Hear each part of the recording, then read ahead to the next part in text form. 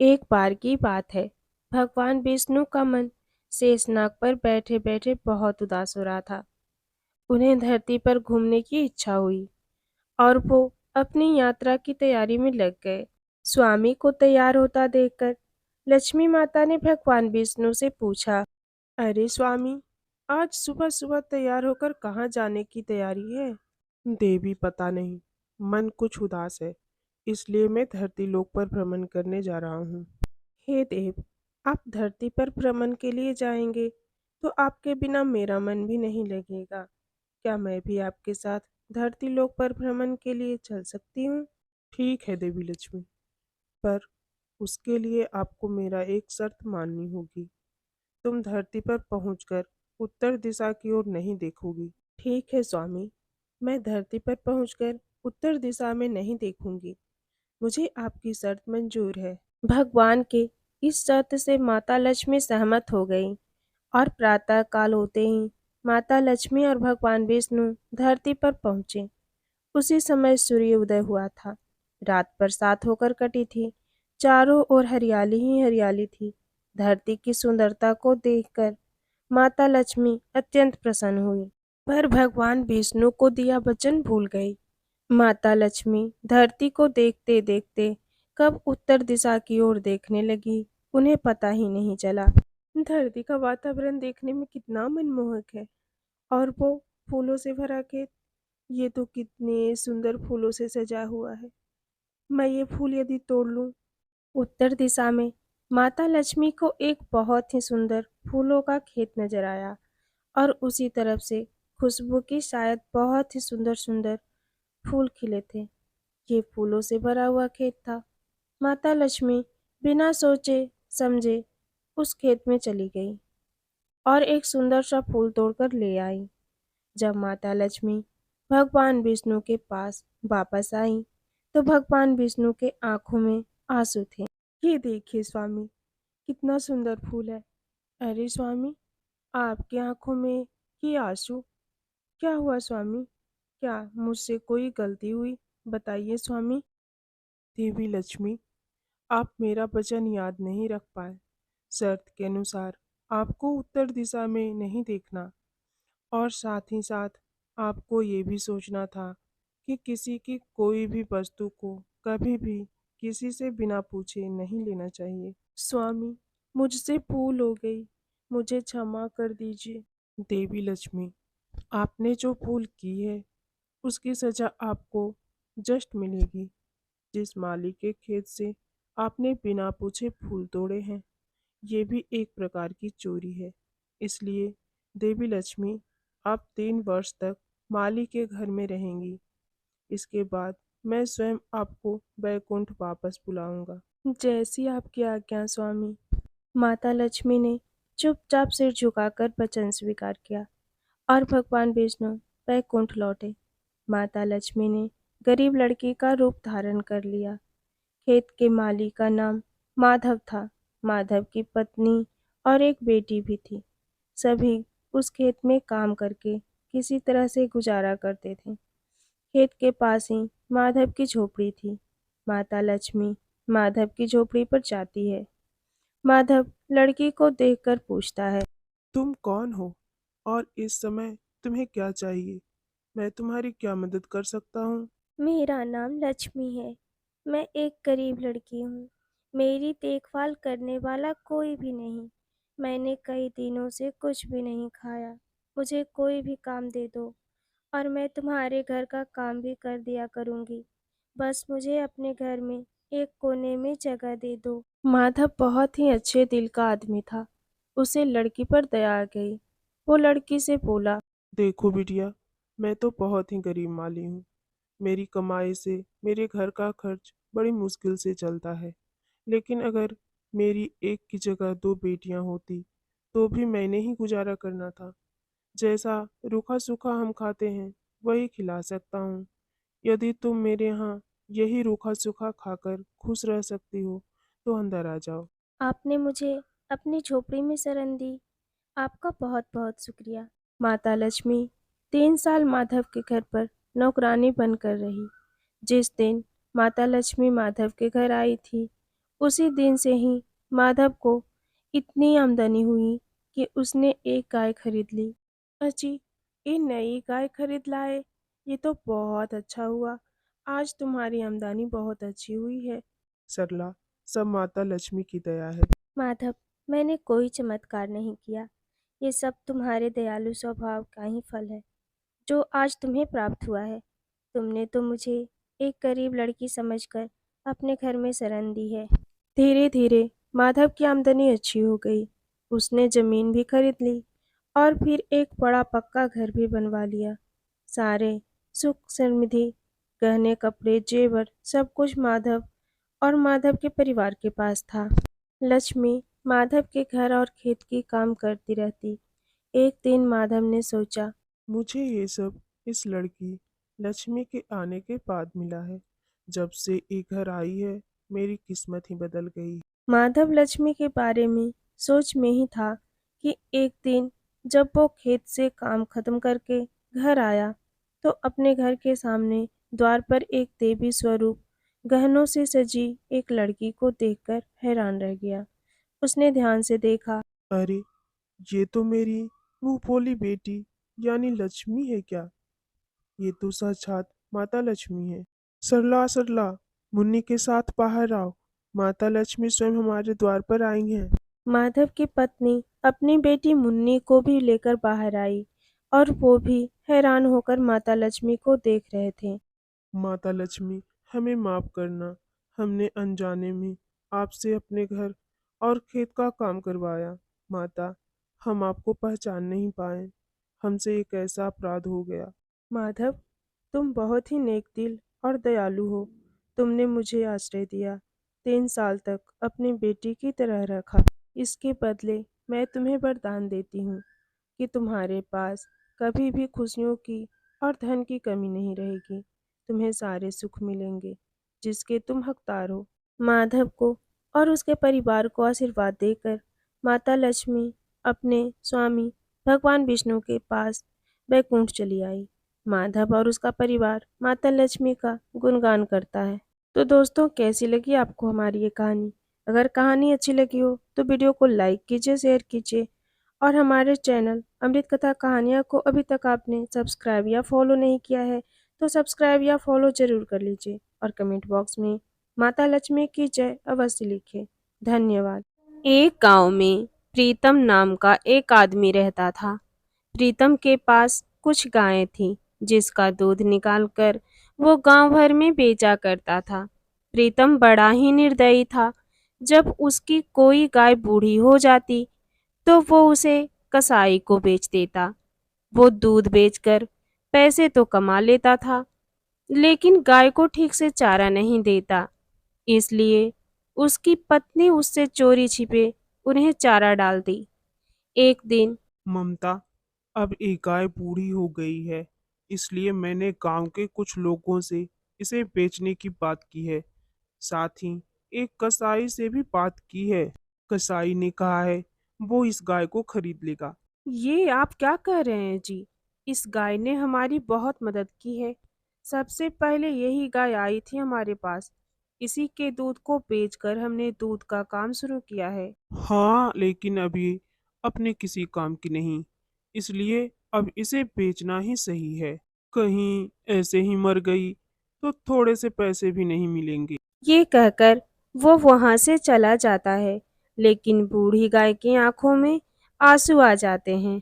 तभी मीरा नाम की एक गाय, जो कि गर्भवती होती है, वो वहां आती है। तू कहाँ गई थी मीरा? आप तो जानती ही हैं, मालिक मुझे सही से खाने को नहीं देते और मैं गर्भवती हूँ, इसलिए मुझे भूख भी बहुत लगती है। इसलिए मैं बाहर चरने चली गई थी। लेकिन ऐसे जाना ठीक बात नहीं। तुम जानते हो ना उन्हें, पता चलता तो वो कितना गुस्सा करते और तेरी पिटाई करते। खैर कोई नहीं, जब तुम्हें भूख लगे तो मुझे बता देना, मैं इनसे चोरी छुपे तुम्हारे लिए कुछ डाल दूंगी। अगले दिन मोहन दूध बेचने गांव चला जाता है, साथ ही सबसे पैसे इकट्ठे करता है। ममता जब भी मंदिर जाती तो मीरा भी उसके साथ जाती और मंदिर के बाहर खड़ी होकर ऐसे रंभाती मानो वो भी भोलेनाथ के नाम का जयकारा लगा रही हो। हे भोलेनाथ, मेरी बच्ची की और मेरी रक्षा करना। ममता, तुम्हारी गाय मीरा बहुत ही अच्छी है। ये जब भी मंदिर आती है ऐसा लगता है जैसे ये भोलेनाथ का जयकारा लगा रही हो। ममता बेटी, ये गाय गर्भवती है, इसलिए इसका अच्छे से ध्यान रखना। इस वक्त इसको पौष्टिक आहार की काफी आवश्यकता है। जी पंडित जी, मैं ध्यान रखूंगी। ममता मीरा के साथ घर आ जाती है। वो मीरा को चोरी छुपे घास डाल देती है, लेकिन जब मोहन घर आता है तो हरा चारा कम होता है। तुझे कितनी बार कहा है ममता, ध्यान रखा कर। चारा देख कितनी कम हो गई है। कहीं तूने ही तो। नहीं नहीं, पता नहीं जी कहाँ गया। आगे से ध्यान रखूंगी। शुक्र है महादेव, उन्हें मुझ पर शक नहीं हुआ, नहीं तो पता नहीं आज क्या होता। आप मेरा और उसके पेट में पल रहे बच्चे का ध्यान रखना। महादेव, आप ही पर विश्वास रखती हूँ। एक दिन मीरा गाय और सूरी गाय आपस में बातें कर रहे थे। हमारा मालिक कितना बुरा है, वो मुझे सूखा घास खाने को देता है क्योंकि मैं उसे दूध नहीं दे पाती, और तुम उसे दूध देती हो इसलिए तुम्हें हरा चारा खाने को देता है। हाँ, लेकिन हमारी मालकिन तो अच्छी है। मोहन बड़ा ही चालाक था। वो दूध देने वाली गाय को तो हरा चारा देता, लेकिन जो गाय गर्भवती थी उसे सूखी घास डालता। लेकिन ममता मीरा को दूसरी गाय के हरे चारे से कुछ घास खाने को देती, लेकिन फिर सूरी गाय को पूरा चारा न मिलने के कारण वो दूध कम देने लगती। फिर एक दिन मोहन मीरा को सूरी गाय का हरा चारा देते हुए देख लेता है। इसकी ये मजाल कि ये सूरी गाय का खाना खाए। अभी बताता हूँ इसे। मोहन राधा को पीटने लगता है। रहने दीजिए ना, वो गर्भवती है। कल को जब वो बच्चा देगी तो वो भी तो दूध देगी। वो कल देगी ना, तो उसे आज क्यों खाने दूं? जाने दीजिए ना, वो गौ माता है, वो पाप लगेगा। अब वो अगले 2 दिन तक उसे भूखा रखता है। मीरा आंगन में लगे शिवलिंग के पास जाकर कहती है, भोलेनाथ जी, इस मालिक ने तो मुझे मारने की ही ठान रखी है। अगर मैं ऐसे ही भूखी रही तो मैं और मेरा बच्चा तो मर ही जाएंगे। तू चिंता मत कर मीरा, पास में जंगल है, तू वहीं चली जा। वहाँ तुझे कुछ चारा जरूर मिल जाएगा। अपना ध्यान रखना मीरा। ख्याल तो अब भोलेनाथ ही रखेंगे बहन, जिंदा रही तो जरूर मिलूंगी। मीरा वहाँ से चली जाती है। जंगल पहुंचकर वो खूब सारी हरी घास देखकर खुश हो जाती है। अरे वाह, यहाँ तो बहुत सारी घास है। अब मैं और मेरा बच्चा पेट भर खाना खाएंगे, और तालाब भी है। पहले तो मैं पेट भर कर चारा खाऊं और फिर पानी पीऊंगी। अब वो पेट भर चारा खाती है और वहीं एक गुफा में आश्रय ले लेती है, और अब वहीं रहकर भोलेनाथ के नाम का जप करती रहती है। एक रोज उसे नदी किनारे भगवान शिव की मूर्ति मिलती है। वो उसे अपने साथ गुफा ले आती है और भगवान शिव को रोज फूल अर्पित करती है। उधर अब मोहन को अचानक से तबीयत खराब हो जाती है। ममता वैद्य को बुलाकर लाती है। देखो मोहन, तुम्हें गंभीर बीमारी हुई है। तो इसका कोई तो इलाज होगा वैद्य जी। हाँ है ना, रोज सुबह शाम ये 2 गोलियां गाय के दूध के साथ खा लेना। ममता गाय के दूध लाकर देती है, लेकिन जैसे ही वो गाय का दूध हाथ में पकड़ता है वो फट जाता है। ममता बार बार दूध लाकर देती और बार बार दूध फट जाता। धीरे धीरे उसकी तबीयत ज़्यादा खराब होने लगी। और सताओ गौ माता को, गर्भवती गाय को सताने की सजा मिली है तुम्हें। उधर जंगल में मीरा एक स्वच्छ बछड़े को जन्म देती है। अब उसका दूध भी अच्छा खासा होने लगा। वो अपने बच्चे के साथ उसी जंगल में रहने लगी। उधर मोहन को बिगड़ती हालत देख ममता वैद्य जी के पास जाती है। उसने गर्भवती गाय को सताया है, और वो गाय कोई साधारण गाय नहीं बल्कि भगवान शिव की बड़ी भक्त थी, इसलिए इसके साथ ये सब हो रहा है। अब इसकी मदद वही गाय कर सकती है। ममता मीरा को ढूंढने लग जाती है। फिर एक रोज उसे मीरा जंगल में मिल जाती है। वो सारी बात उसे बताती है। क्या मालिक की तबीयत खराब है? मीरा अपने बछड़े के साथ उसके घर आती है, जहां मोहन लगभग मरने की हालत में था। उसकी ऐसी हालत देखकर मीरा भगवान शिव से प्रार्थना करती है। हे भोलेनाथ, मेरे मालिक को बचा लो, इन्हें पूरी तरह स्वस्थ कर दो। तभी वहाँ भगवान शिव प्रकट होते हैं। मोहन, ये तेरे करने का ही फल है जो तू भुगत रहा है। तूने मेरी भक्त मीरा के साथ अच्छा नहीं किया, इसलिए तू ये सब भोग रहा है।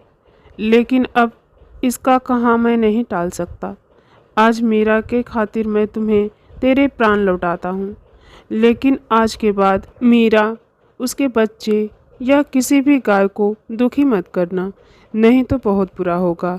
इतना कहकर महादेव अंतर ध्यान हो गए। मोहन पूरी तरह ठीक हो जाता है।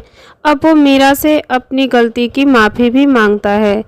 उस दिन के बाद से वो कभी भी मीरा या किसी भी अन्य गाय को परेशान नहीं करता और अब मीरा और उसके बछड़े का खूब अच्छे से ख्याल रखता है। तो दोस्तों, कैसी लगी आपको ये कहानी? अगर कहानी अच्छी लगी हो तो वीडियो को लाइक कीजिए, शेयर कीजिए और अभी तक आपने हमारे चैनल अमृत कथा कहानियाँ को सब्सक्राइब या फॉलो नहीं किया है तो सब्सक्राइब या फॉलो ज़रूर कर लीजिए और कमेंट बॉक्स में ओम नमः शिवाय ज़रूर लिखिए। सोनाली अपने घर के मंदिर में दुर्गा माँ की पूजा कर रही होती है कि तभी उसकी सास उसे आवाज लगाते हुए कहती है, अरे ओ मनहूस, अगर तेरी भक्ति खत्म हो गई हो तो मेरे लिए नाश्ता लगा दे। तभी सोनाली कहती है, अरे ये क्या माँ जी, उठ गई? लेकिन अभी तो मेरी आरती पूरी भी नहीं हुई है, पहले जल्दी से पूजा कर लेती हूँ। सोनाली फिर से पूजा पाठ में जुड़ जाती है। फिर जल्दी से रसोई में जाकर अपनी सास के लिए नाश्ता लगाती है। ये लीजिए माँ जी, आपका नाश्ता। गायत्री जैसे ही खाने के लिए पहला निवाला मुंह में डालती है तो वो उसे थूकते हुए कहती है, अरे छी, थू थू, ये क्या, तूने क्या बनाया है खाने में? अरे पूजा पाठ कम किया कर, पर खाना अच्छे से बनाया कर, इसमें नमक मिर्च कितना तेज है। लेकिन माँ जी, मैंने तो सब चीजें हिसाब से डाली थी। अरे महारानी, अब तू मुझसे जुबान लड़ाएगी? निकल जा मेरे घर से अभी के अभी। नहीं माँ जी, मैं कहाँ जाऊंगी? दादी, माँ को छोड़ दो। अरे तू भी निकल घर से। और हाँ, ये अपने माता जी को साथ लेके जाना। बड़ा आई दुर्गा माता की भक्त। सोनाली रोती हुई अपनी बेटी रूपा को लेकर घर से निकल जाती है और वो अपनी बेटी के साथ सड़क पर चली जा रही थी। तभी चलते चलते उसकी नज़र पेड़ के नीचे चूड़ी बेचने वाली एक औरत पर पड़ी जो बेहोश हो रही थी। अरे ये क्या, ये तो बेहोश हो रही है। सलोनी जल्दी से सामने रखे मटके से उसके लिए पानी लेकर आती है, लेकिन वो औरत तो पहले ही अपनी आखिरी सांसें गिन रही होती है। पानी का घूंट पीते ही वो अपनी लड़खड़ाती हुई आवाज में कहती है, बेटी, यहाँ से कितने लोग गुजरे, लेकिन किसी ने भी मेरी मदद नहीं की। बस तुम ही हो जो मेरी मदद के लिए यहाँ आई। लगता है तुम भी मेरी तरह परेशान हो। तभी सलोनी कहती है, आप शांत रहिए, मैं आपको डॉक्टर के पास ले चलती हूँ। इस पर बूढ़ी माई कहती है, नहीं, अब उसकी जरूरत नहीं है, पास में ही मेरी झोपड़ी है, तो मुझे वहाँ ले चलो। सलोनी जैसे तैसे उसे उसकी झोपड़ी तक ले जाती है। उसकी झोपड़ी में ढेर सारी चूड़ियाँ रखी होती है। वो बूढ़ी माई सलोनी से कहती है, ये मेरी झोपड़ी है, अब से तू इसी झोपड़ी में रहेगी और ये चूड़ियाँ बेचकर अपना गुजार बसर करना। ये कहकर उसकी मौत हो जाती है। फिर सलोनी उसका अंतिम संस्कार करती है और उसकी झोपड़ी में ही रहने लगती है। अगले दिन वो चूड़ियाँ लेकर बाजार चली जाती है। उस दिन उसकी थोड़ी ही आमदनी होती है, जिससे उसका खाने पीने का गुजारा चल पड़ता है।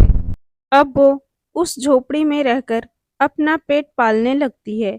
कुछ दिन बाद नवरात्रि आने वाली होती है और नवरात्रि का व्रत रखने का संकल्प लेती है। वो सभी 9 दिन भूखे रहकर व्रत करती है। ऐसे ही 9 दिन बीत गए। सलोनी कहती है, मेरे पास कन्याओं को भोग लगाने के लिए ज्यादा कुछ सामान तो नहीं है, लेकिन बाहर के बगीचे में अमरूद के बहुत पेड़ लगे हुए हैं। उसमें बहुत सारे अमरूद भी हैं। उसी से अमरूद तोड़कर ले आऊंगी और कन्याओं को भोग लगा दूंगी। ये कहकर सलोनी अमरूद तोड़कर घर ले आई और सोचने लगी, माँ अब मैं जाकर 9 कन्याएं ढूंढ कर लाती हूँ। तभी उसके दरवाजे पर 9 कन्याएं आती है। आप पूरा न माने तो क्या हम आपके घर पर कंजन खाने आ सकते हैं? हमें बहुत भूख लगी है। हाँ हाँ, क्यों नहीं। मैं तो बस अभी कन्याओं को ढूंढने ही जा रही थी, लेकिन मुझे माफ करना, मेरे पास तुम्हें अमरूद के भोग लगाने के अलावा और कुछ भी नहीं है। झूठ क्यों बोलती हो माँ? अंदर रसोई में जाकर देखो, वहां से पूरी, छोले और आलू की सब्जी के साथ साथ खीर और हलवे की भी महक आ रही है। सलोनी रसोई में गई तो सचमुच वहां पर हलवे के साथ पूरी, छोले, आलू की सब्जी और खीर सब रखी हुई थी। ये देख सलोनी हैरान रह गई और इसे माँ दुर्गा का चमत्कार मानकर वो भोग उन कंजाओं को लगाने लगी। भोग तो बहुत स्वादिष्ट था। माता रानी की कृपा तुम पर सदा बरसती रहे। फिर जैसे ही वो जाने लगी तो उनके पैरों की छाप सलोनी के झोपड़ी में पड़ने लगी। ये देख सलोनी हैरान रह गई। उसे समझते देर नहीं लगी कि ये उसकी 9 देवियां ही हैं। वो रोती हुई उनके पैरों में गिर गई। तभी सभी देवियां अपने रूप में आ गई। ये देखकर सलोनी हाथ जोड़कर खड़ी हो जाती है। सलोनी, तुम हमारी प्रिय भक्त हो, तो हमें तो तुम्हारे हाथ का बना भोग खाने आना ही था। आपके दर्शन पाकर तो मेरा जीवन सफल हो गया माँ। मैं धन्य हो गई। सलोनी, हम सबका आशीर्वाद हमेशा तुम पर बना रहेगा। अब से तुम्हें किसी चीज की कोई कमी नहीं होगी। इतना कहते ही उसकी छोटी सी झोपड़ी बड़ी सी महल में बदल जाती है और ढेर सारे सोने के मोहरे का ढेर वहां लग जाता है। तो वहीं दूसरी तरफ गायत्री के घर में शॉर्ट सर्किट होने की वजह से उनके घर में आग लग जाती है और उनका सब कुछ जलकर खाक हो जाता है। अब वो सब सड़क पर आ जाते हैं। तो वहीं सलोनी अपनी बेटी के साथ खुशी खुशी अपना जीवन यापन करने लगती है। जय माता दी। तो दोस्तों, कैसी लगी आपको ये कहानी? अगर कहानी अच्छी लगी हो तो वीडियो को लाइक कीजिए, शेयर कीजिए और हमारे चैनल को सब्सक्राइब कीजिए और कमेंट बॉक्स में जय माता दी अवश्य लिखिए। धन्यवाद।